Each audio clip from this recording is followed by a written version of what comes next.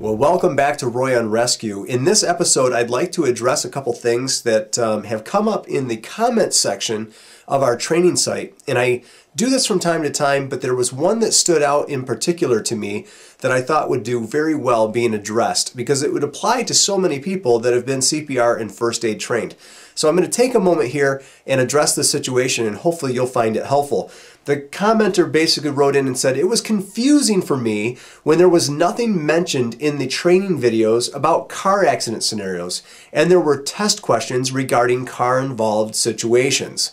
Whenever a person's trained in CPR and first aid, some of the very first steps that you should be taking is the scene safe? Do I have my personal protective equipment on? And then what does the scenario look like? How was the patient potentially injured? And based on that, what should I be thinking in forms of treatment before I even begin an actual patient assessment?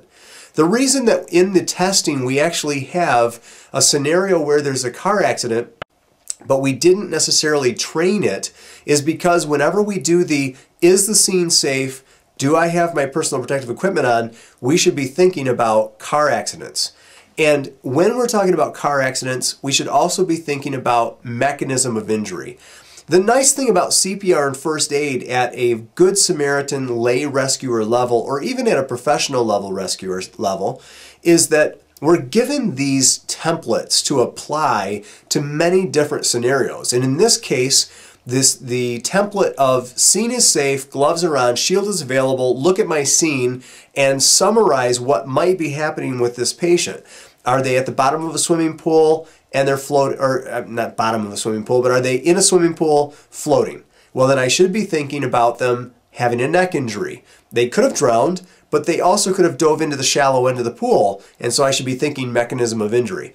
I see they're in a car accident. Well, first of all, are there flames, explosives, other vehicles that could cause me harm?